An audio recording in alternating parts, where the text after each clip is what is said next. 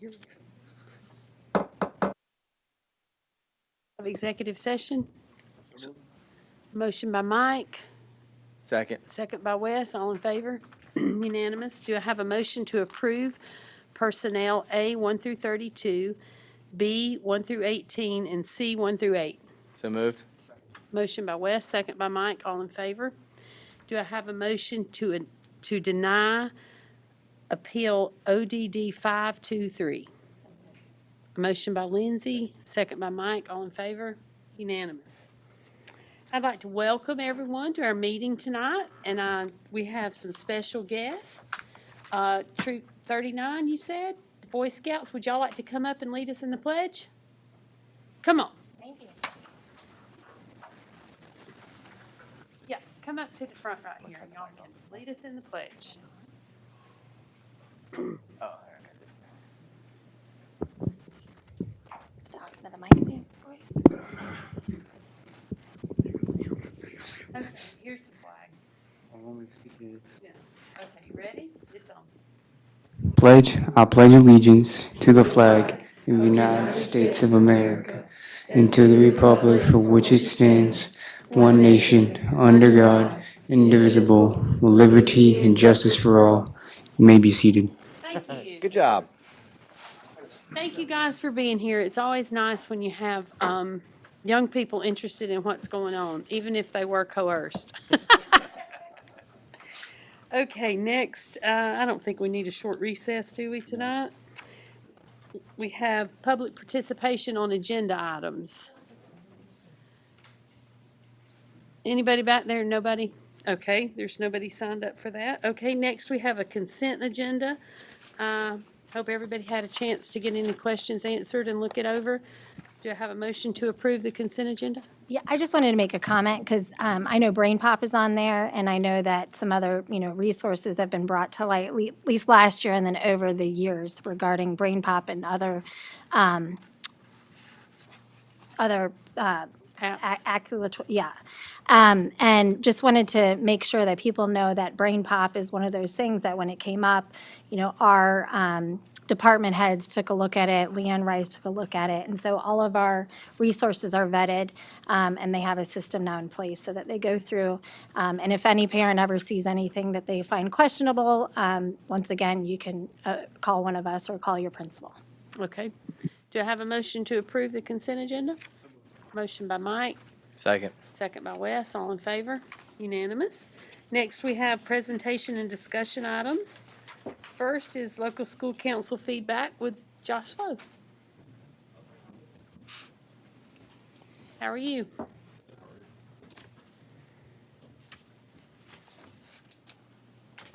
Good evening.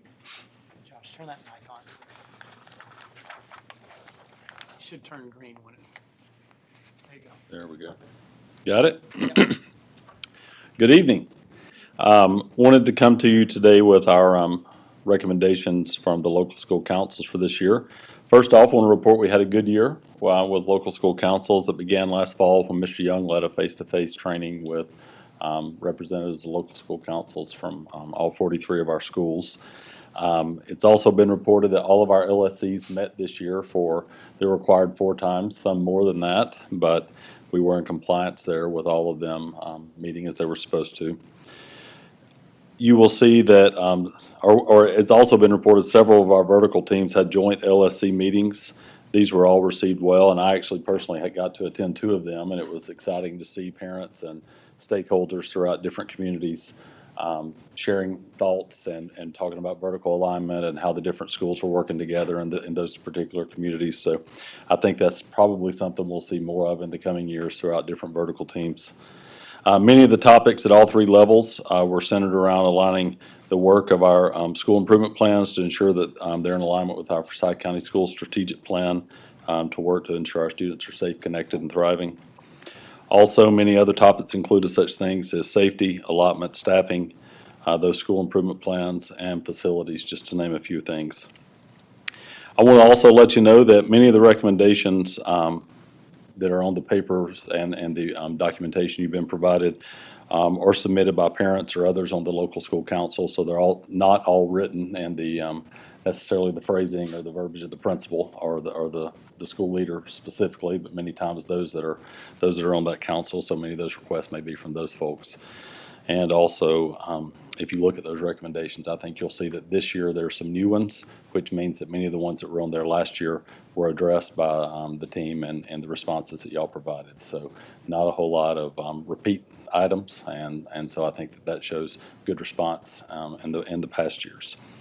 I also want to let you know that the report that you have has feedback from all 43 local school councils, and that the staff here stands ready to work with you on responding to these, and ensure that we worked throughout each community to respond between now and the plan will be the start of next school year to each of the recommendations that are listed. Does anybody have any questions? If not, I appreciate it. All right, thank you. Thank you. Okay, next we have the finance report with Larry Hamill. Good evening.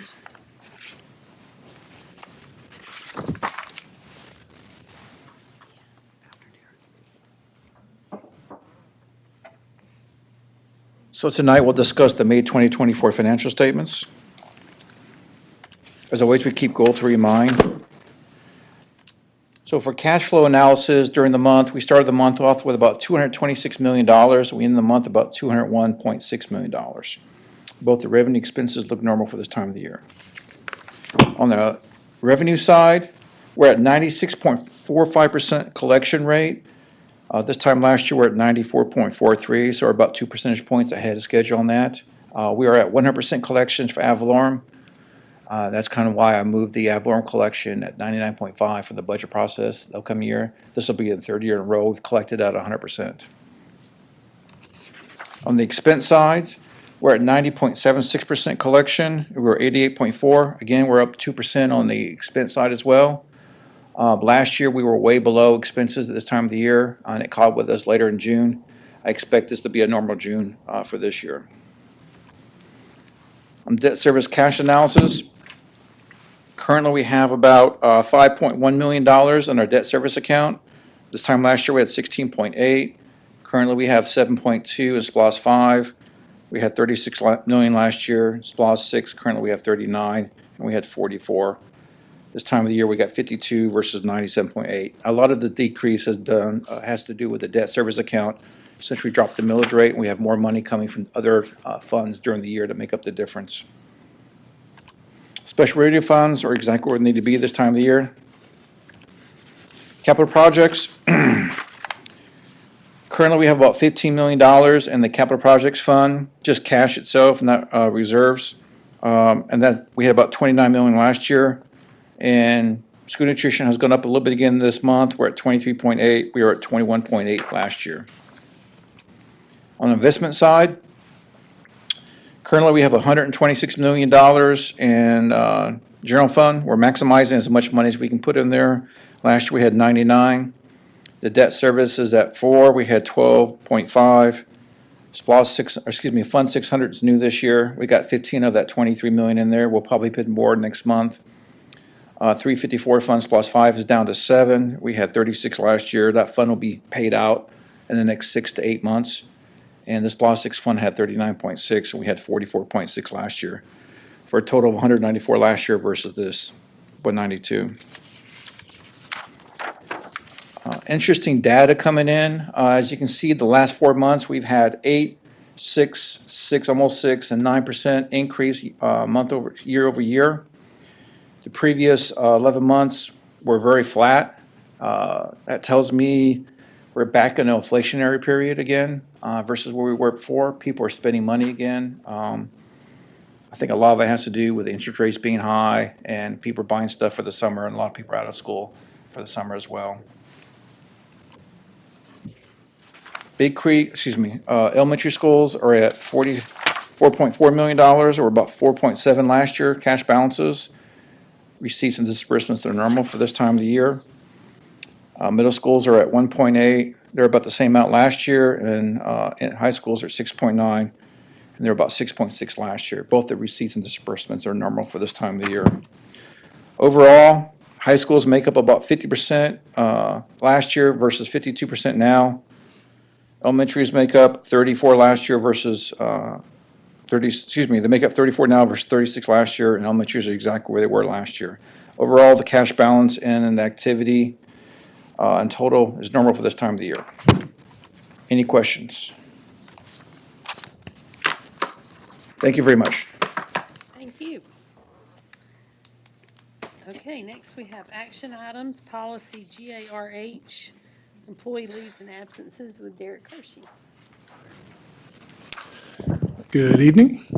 I am here to propose an update to policy GARH due to the passing of House Bill 1010. And this bill increases the number of hours permitted for paid parental leave. We call it PPL, from 120 hours to 240 hours.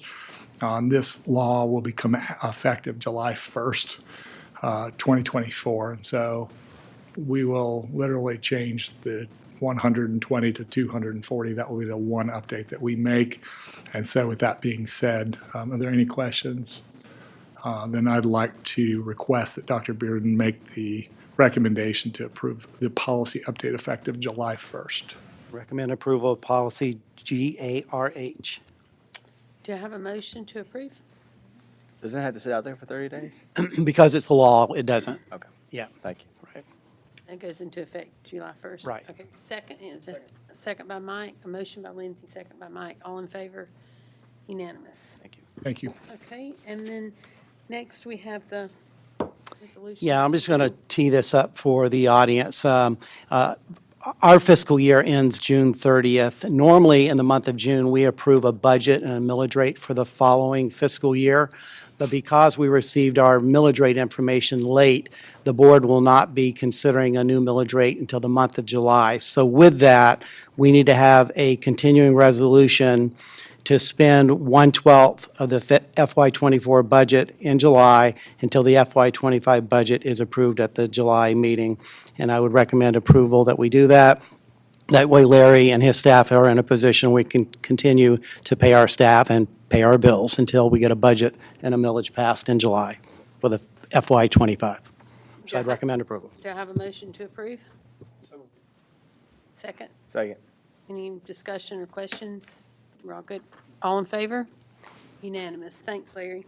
Just to note, those meetings are scheduled, so. Yes, I was actually going to say that under points of information, but so since you brought it up, so for any of the public watching online or for those in the audience, the millage rate hearings have been posted and they're on our website, and obviously, public's invited to attend and to speak at those meetings. Okay, any other points of information? Okay. Now we have public participation on we have a short recess. If anybody wants to leave, they can.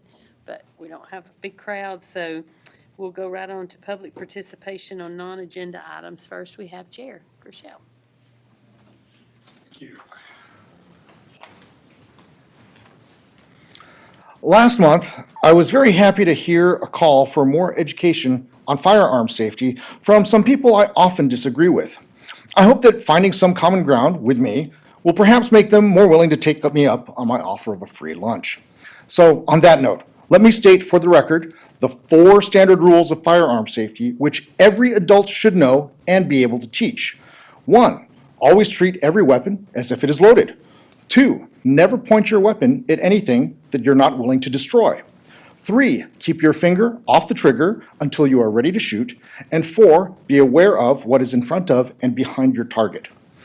Eddie Eagle also has a 4-rule gun safe program for pre-K through 4th grade, which can also be useful for adults who are uncomfortable around firearms.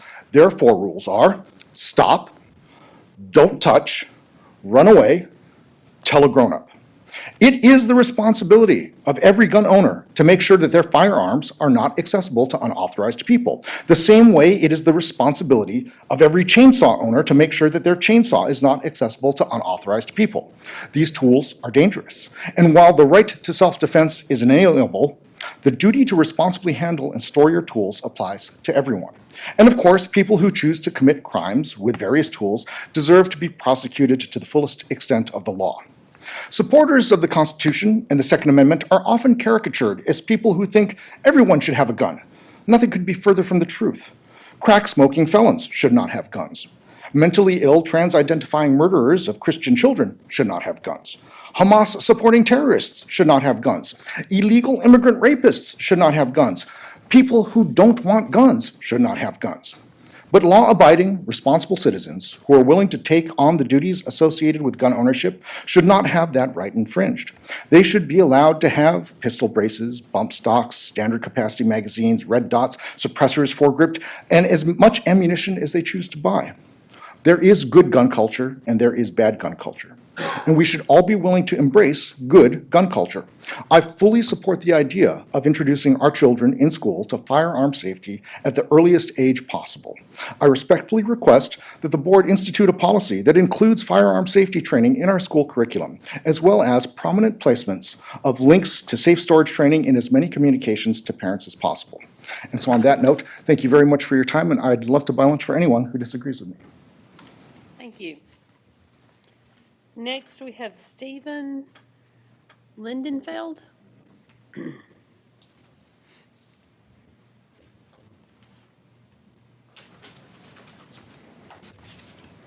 evening.